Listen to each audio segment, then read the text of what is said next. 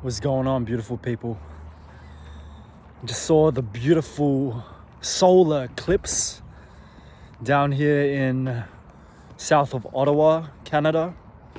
And I just got back from my 10-day Vipassana retreat yesterday. So this is a bit overdue because I was supposed to record as soon as I got back home, but I just didn't have the social energy to express myself. And I would have loved to record it as soon as I finished it yesterday, but it is what it is.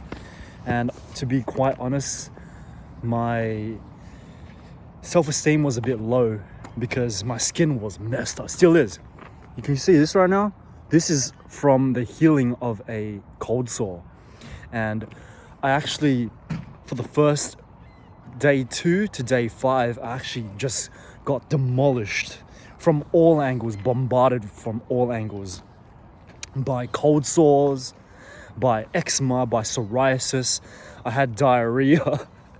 I caught a cold, and just everything just hit me all at once. And I know this is maybe too much information, but it was my experience, and I need to be authentic. I need to be true to myself, and I need to share with you guys. And I didn't just have a cold sore here. Like, because I accidentally scratched it went all over my face, like bubbles of white pus all over my face. So imagine how I was feeling while I was doing the meditation. So thankfully, we weren't allowed to make any eye contact and any communication with anyone around us. So that kind of saved my life, not really, because I was still in my own inner turmoil. So let's just say I went to the depths of my soul. I went to hell and I went through the fire, but I'm coming out of Phoenix, guys. I'm coming out of Phoenix. It wasn't what I expected, but it's exactly what I needed, this 10-day Vipassana. And I already know for a fact that I'm gonna go back, maybe not to the same center, but I want to do one again sometime this year. So, and I definitely want to serve as well. If the entire world, if every single person did this Vipassana retreat, there would be no wars, there would be no fights, there would be no bullying. There would just be peace and love and equanimity. Anicca. Man, those words are just tattooed in my brain. Goenka, he's just such a charismatic person, such a great storyteller. I look up to this man, and I wish he was still alive, but thank you so much, Goenka, wherever you are, everywhere you are. I know you're smiling down on us because this is such a pure technique, such a life-changing technique. And I think everybody went into it differently. Everyone that I met had a completely different experience. Some people had the experience of feeling a free flow their entire body. They had every single emotion, that they cried, all that kind of stuff. I actually almost cried on the first day as well. The first full day. So when we got there, it was called day 1. Second day, when we actually went to bed and woke up, that was day 1. Sorry, day 0 was when we got there. Day 1 was the next day when we woke up. And what happened was I was walking through the woods, and this beautiful place in Quebec, Montebello. Shout out to you if you've been there. And I was walking through the woods. It was a beautiful sunny day. And I remember the clouds were starting to part across. Yo guys, I'm trying to make a video here. Equanimity. So the clouds just started to part. The sun started to shine on my face, the rays. And I literally almost shed a tear. I was just like, I'm just so grateful for life. And I just wanted to shout that at the top of my lungs, but I couldn't because of this noble silence. I was just so grateful for the people around me. I was so grateful for life. So grateful that this experience was free. Like, the food was amazing.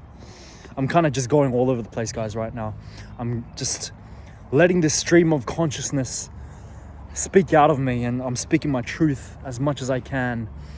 And this was the experience that I had.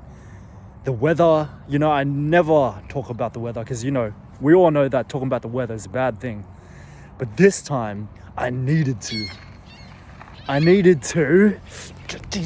Get out of here.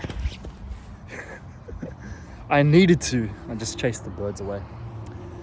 Not out of hatred, but out of love, because I feel like an inner child is really coming out, guys.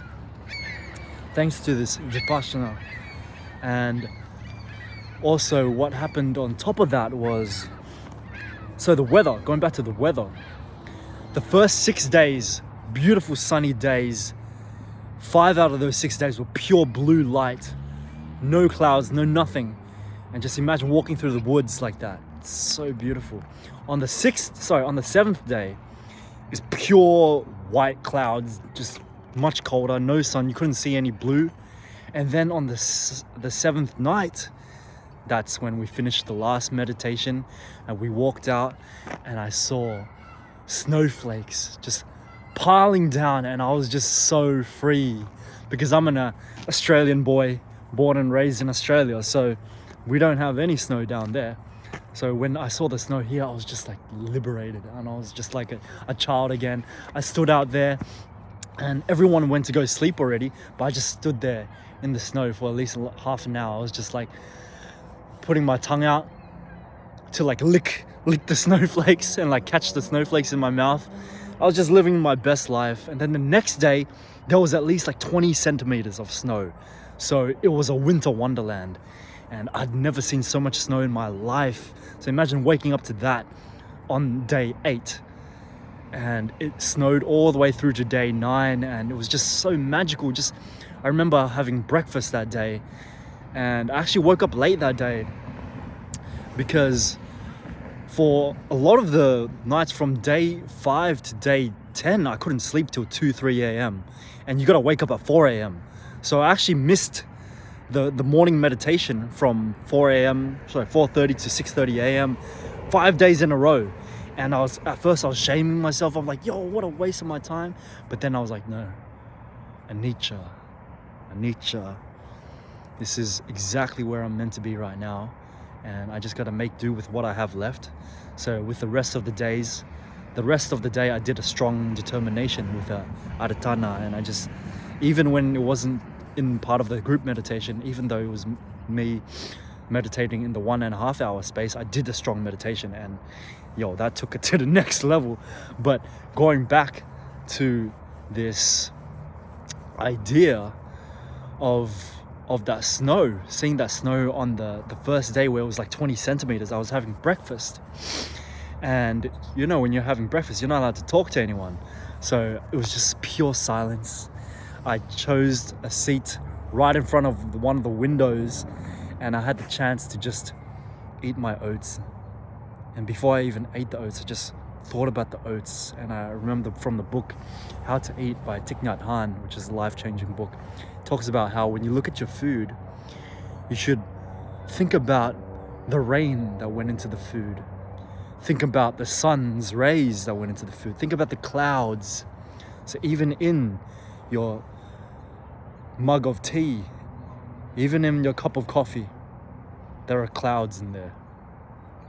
Think of the farmers that had to pull out the wheat, harvest the wheat. Think about the farmers that had to harvest the carrots.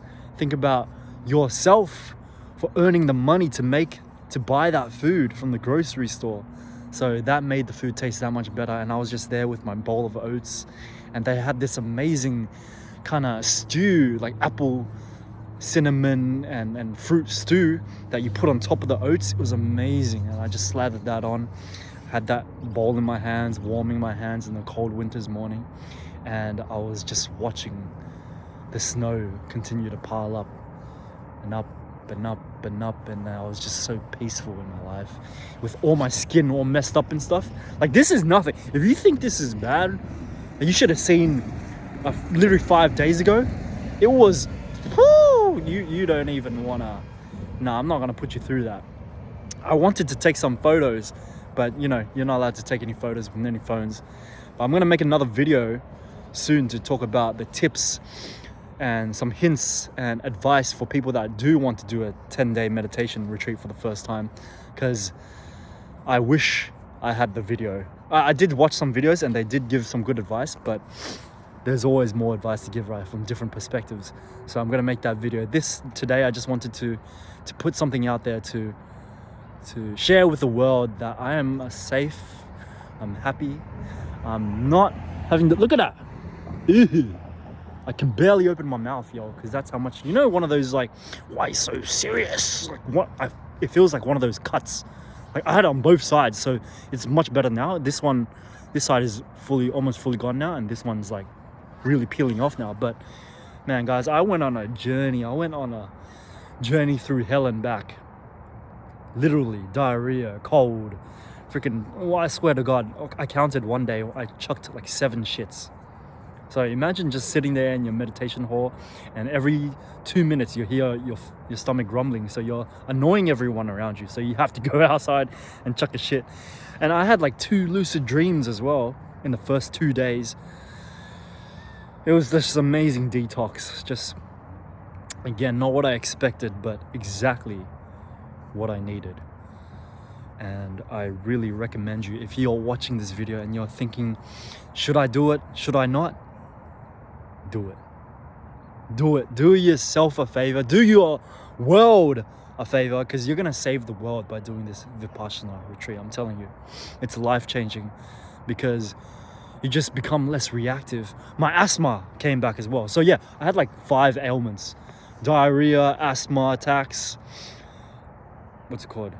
Couldn't sleep until 2-3 a.m. Skin was all Skin was all fucked up with cold sores all over my face. Skin was all fucked up with eczema. Hands were all fucked up with psoriasis. That's 6 things already. And what else? Pretty sure. Okay, those are the main ones. But I got hit with everything. I haven't been hit with all those things in one go ever in my life. So I think God was giving me a test to take my anicca, my equanimity to the next level. And I just fell in love with Goenka, guys. He's such a beautiful man, such a beautiful, charismatic, equanimous, compassionate man that is just sharing this idea that the Buddha taught 2,500 years ago. So, man, I look up to this man so much. Thank you, Goenka, for spreading it to the West, and thank you, Buddha, for spreading it as a seed, watering the seed so that everyone could eat the fruits of this beautiful tree we call Vipassana.